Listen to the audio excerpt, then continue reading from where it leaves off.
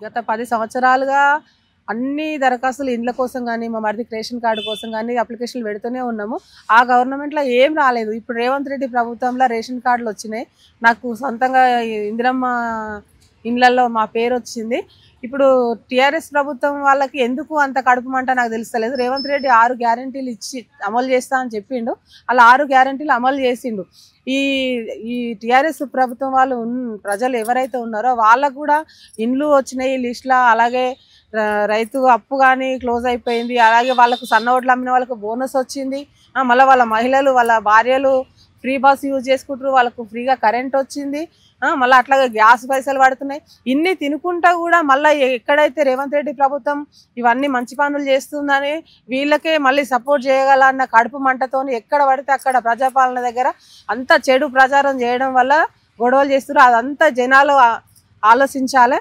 మనకు ఇప్పుడు కొత్తగా రేషన్ కార్డులు వచ్చినాయి, ఇండ్లు వచ్చినాయి, బస్సు ఫ్రీ అయింది, గ్యాస్ ఫ్రీ అయింది.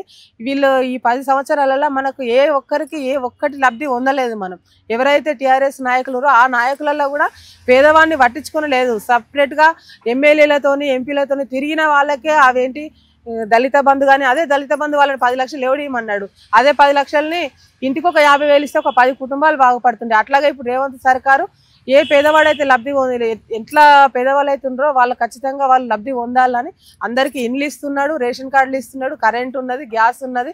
అన్ని విధాలుగా అన్ని విధాలుగా రేవంత్ సర్కారు మన పేదవాళ్ళకు అండగా ఉంటుంది. ఇలాంటి దుష్ప్రభావాలను ఎవరు మీరు వినొద్దు, విని గొడవలు చేయొద్దు. మన ప్రభుత్వాన్ని మనం కాపాడుకోవాలి.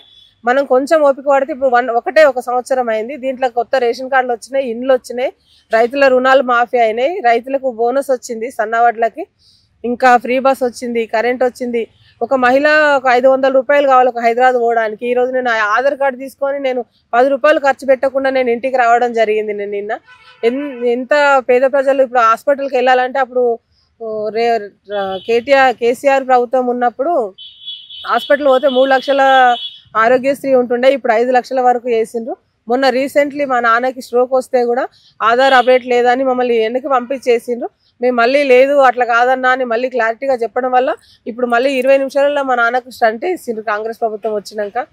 చాలా అంటే చాలా బాగుంది. టీఆర్ఎస్ నాయకులకి భయం అయ్యి ఇప్పుడు మా జనాలందరూ రెచ్చగొడుతున్నారు. రెచ్చగొట్టడం వల్ల ఈ జనాలు అరవడం తప్పు, అరవడం వల్ల వీళ్ళే నష్టపోతారన్న. కాంగ్రెస్ ప్రభుత్వానికి ఏం కాదు. కాంగ్రెస్ ప్రభుత్వం పేదలకు అండగా ఉంటుంది, పేదవాళ్ళకి సహాయపడుతుంది. రేవంత్ అన్న సర్కార్ చాలా బాగుంది.